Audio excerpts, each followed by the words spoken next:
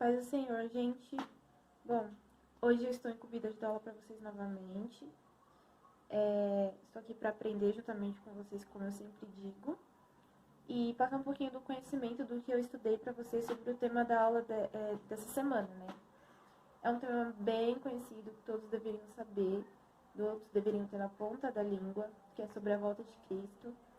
Aqui na revista tem como título Ele Prometeu Voltar. Então, mais uma vez falando de promessa, né? O nosso texto de referência vai se encontrar em Mateus 24. Então, que vocês possam deixar aberto, que a gente vai ler alguns versículos ao longo do tempo e pontuar algum deles, né? Mas desde já eu quero estar lendo Mateus 24, do 1 ao 14, tá bom? Bom, diz o seguinte: Quando Jesus ia saindo do templo, aproximaram-se dele os seus discípulos para lhe mostrarem a estrutura do templo. Jesus, porém, lhes disse: Não verdes tudo isto?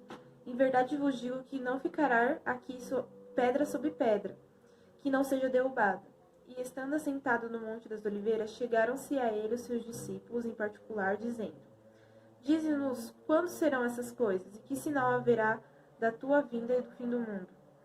Jesus, respondendo, lhe disse: Acautelai-vos, que ninguém vos engane, porque muitos virão em meu nome, dizendo: Eu sou Cristo, e enganarão a muitos.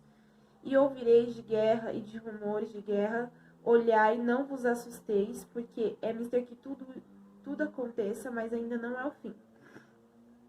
Porquanto se levantará nação contra nação, reino contra reino, e haverá fome, pestes e terremotos em vários lugares. Mas todas essas coisas são o princípio das dores. E então vos hão de entregar para seres atormentados, e matar-vos-ão, serei odiados de todos as gentes por causa do meu nome. Nesse tempo muitos serão escandalizados e trairão-se uns aos outros. E uns aos outros se odiarão, e surgirão muitos falsos profetas, que enganarão a muitos. E por se multiplicar a iniquidade, o amor de muitos se esfriará. Mas aquele que perseverar até o fim será salvo. E este evangelho do reino será pregado em todo o mundo, e em testemunho a todas as gentes, então virá o fim. Bom, então, aqui no caso a gente lê esse texto, a gente vai pontuar alguns versículos aqui no Mateus 24, tá? E aí eu quero deixar uma pergunta para vocês, depois eu vou meio que responder ela, que eu queria que vocês refletissem. Qual seria a maior esperança do cristão? Qual seria a sua maior esperança? O que você mais anseia nessa vida? Então, que vocês reflitam. Mais à frente eu vou estar falando sobre essa pergunta. Então, aqui na revista, a gente está quase finalizando o trimestre.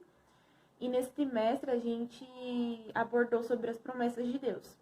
Aquilo que Deus prometeu e cumpriu e ainda vai cumprir. Que no caso aqui a gente vai estar falando sobre a volta dele, né? Então, hoje a gente vai falar sobre uma promessa, né, de Deus, que é voltar para buscar a igreja, buscar o povo, buscar a gente que permanece fiel na palavra do Senhor. E aí eu quero que vocês abram em João 14, do 1 ao 4, tá? Não se turbe o vosso coração, credes em Deus, crede também em mim. Na casa de meu pai há muitas moradas. Se não fosse assim, eu vos teria dito, vou preparar-vos lugar. E quando eu for e vos preparar lugar, virei outra vez e vos levarei para mim mesmo, para que onde eu estiver estejais vós também. E já sabeis para onde vou, e conheceis o caminho. Então aqui Jesus fala que por mais que ele fosse para o céu, ele voltaria. Então ele estaria indo para o céu para preparar um lugar santo para a gente que ficou, para a gente que permaneceu. Então, Jesus ele está preparando um lugar santo, preparando um lugar para que quando a gente for salvo, nós formos para lá, né? Então, que a gente possa ter essa convicção, que ele não deixou ninguém desamparado, mas que ele foi para preparar um lugar para a gente. Então, ele está preparando com todos os detalhes, tudo que a gente merece, por mais que a gente não é merecedor de nada. Mas Jesus Cristo ainda ele cuida de nós e está preparando um lugar pra gente ter a vida eterna, tá bom? E a grande questão é, quando será isso, né? E respondendo a pergunta que eu fiz, né? o que a gente mais anseia, o que a gente mais espera, que a gente devemos esperar como cristão, seria ser salvos por Jesus Cristo. Então, a promessa da volta dele é a nossa maior esperança. Então, que a gente possa esperar, que a gente possa ter esperança nessa promessa que Jesus Cristo fez pra gente. Então, respondendo a pergunta, quem não achou que seria isso, ou pensou outra coisa, responderia outra coisa, na verdade, a resposta certa seria isso, que a gente possa esperar, ter esperança na volta de Cristo, ansiar por isso, tá bom, gente? Então, voltando agora à grande questão de quando será que Jesus vai voltar. Bom, e aí eu vou querer que vocês abram ainda em Mateus 24, só que agora a gente vai ler o versículo 36, o 43 e o 44, tá bom? Vamos voltar lá em Mateus. Vai dizer o seguinte: mas daquele dia e hora ninguém sabe, nem os anjos do céu, mas unicamente meu Pai. O 43.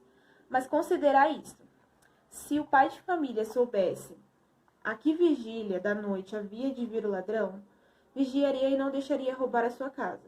Por isso estáis vos apercebidos também, porque o Filho do Homem há de vir a hora em que não penseis. Então, aqui que neles falam, né? Se o pai de família soubesse a hora que o ladrão viria, ele vigiaria. Então, assim é com a gente. Por isso que Jesus não fala quando ele vai vir. Porque a gente tem que estar vigilante constantemente. E não somente, Jesus vai vir amanhã.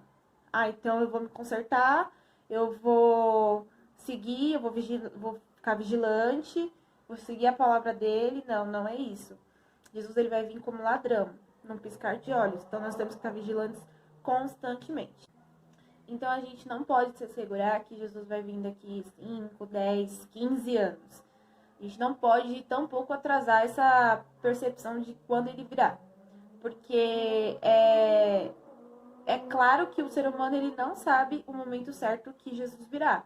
Ele dá os seus sinais para que a gente possa saber que a vinda dele está próxima, mas ele vai chegar sem aviso nenhum.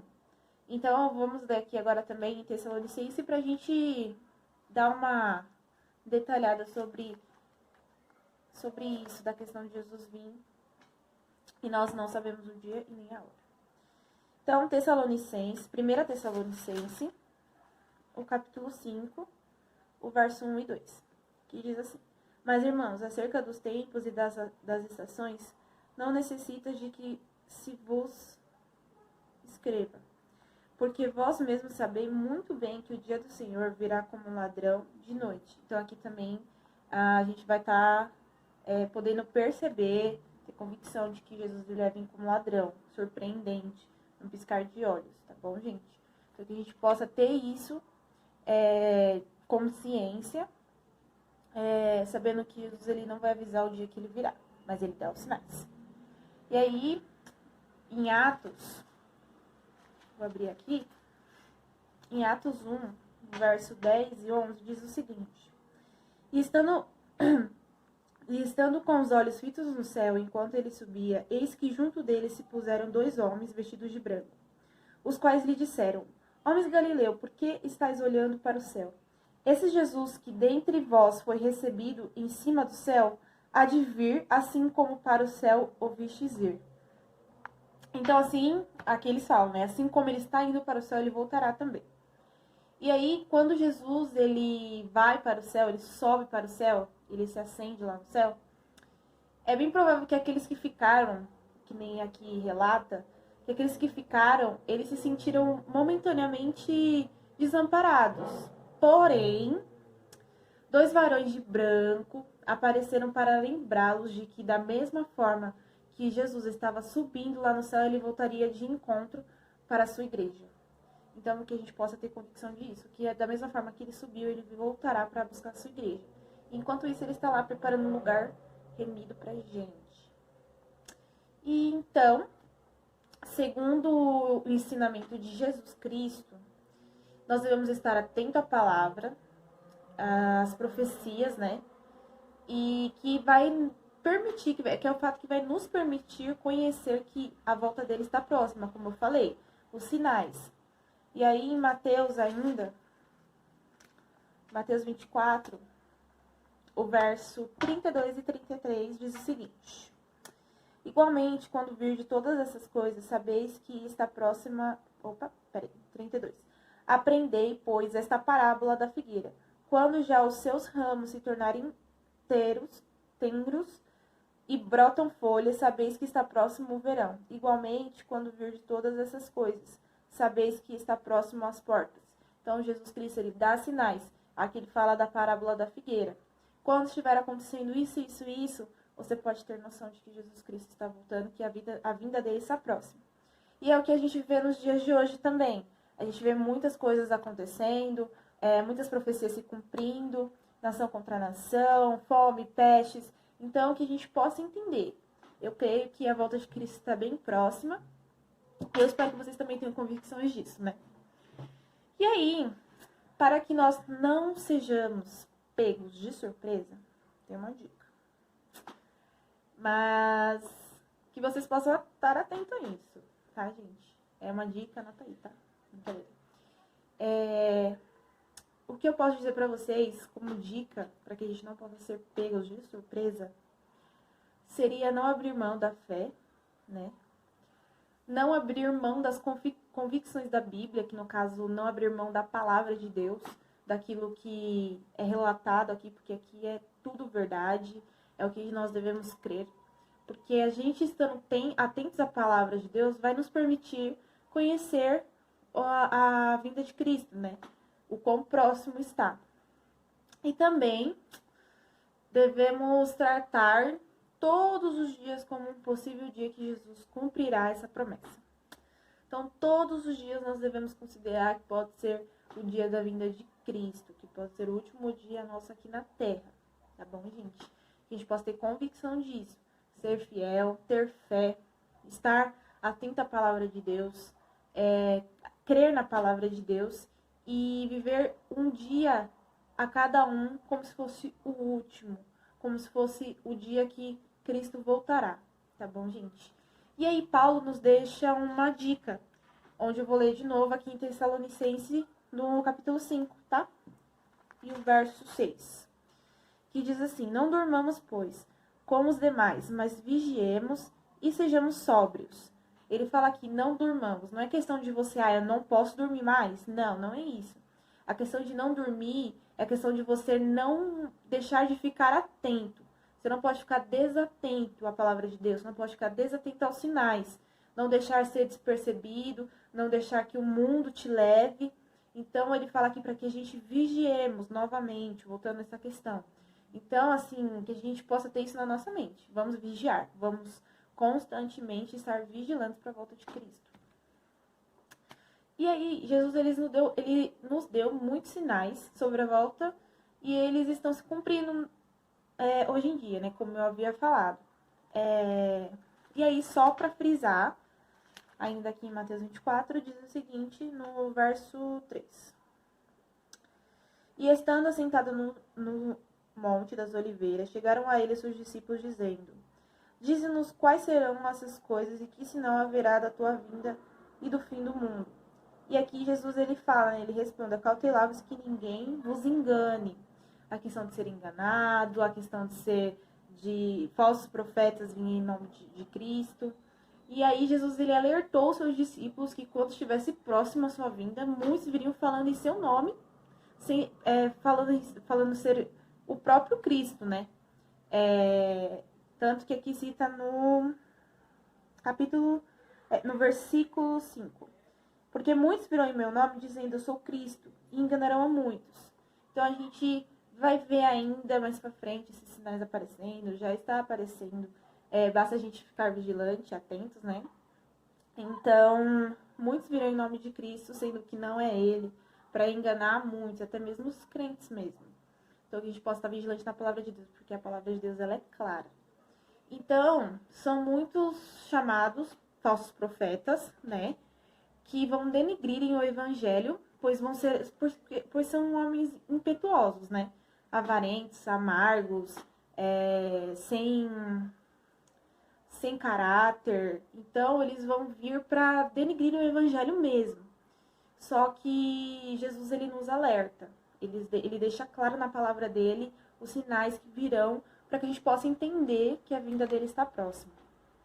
Outro grande sinal da volta de Cristo é a falta do amor pelo próximo, que a gente já está vendo muito.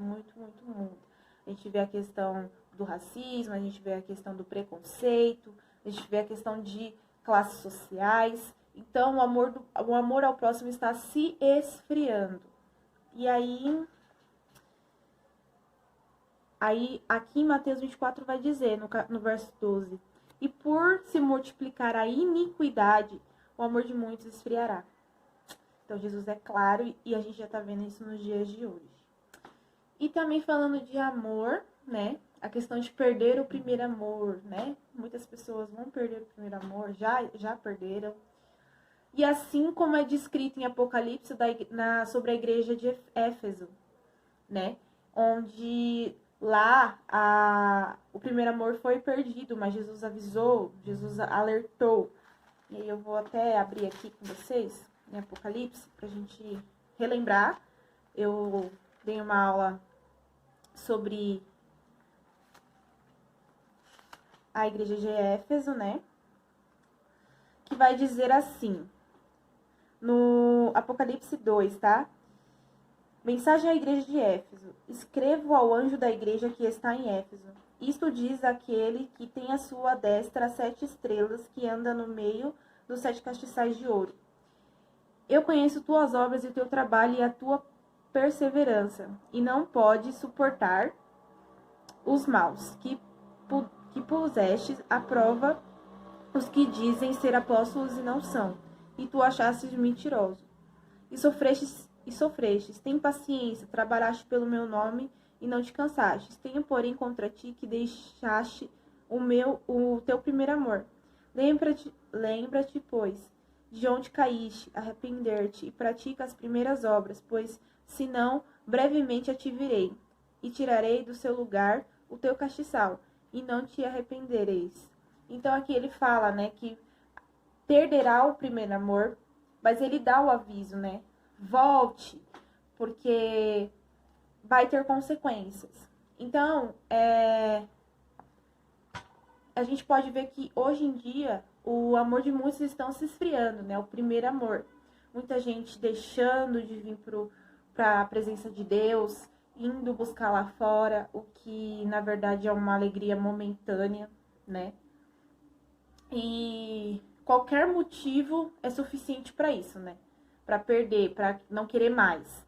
Como, por exemplo, não congregar mais, não se comprometer mais com a obra de Deus, não se desenvolver no mistério com ardor e alma.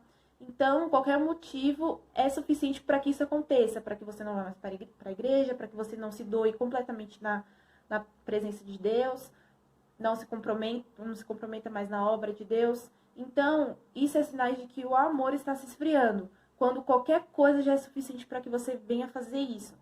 Então, que a gente possa aprender e entender que a gente não pode largar assim as coisas de Deus, porque Deus ele fez uma promessa que ele voltará e vai vir buscar aqueles que permaneceram fiéis. Tá, gente? Então, entende-se que nós fomos chamados para fazer a diferença neste mundo. E é necessário que neste momento nós venhamos tomar posse das nossas responsabilidades, né? E fazendo com que as pessoas à nossa volta sintam e vejam o amor de Deus sobre a nossa vida e nossas ações.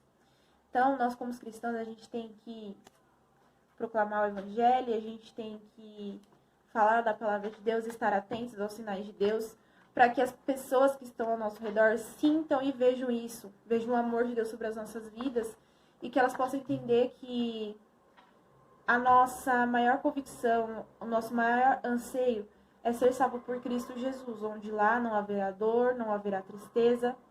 E eu anseio por esse dia e que você possa ansiar por esse dia, não tenha medo, tá? Porque muita gente fala, eu não quero que Jesus volte agora, eu vou ficar com medo. Não, gente, a gente tem que entender que Jesus está preparando um lugar melhor do que esse. Aqui a gente é só passageiro neste mundo.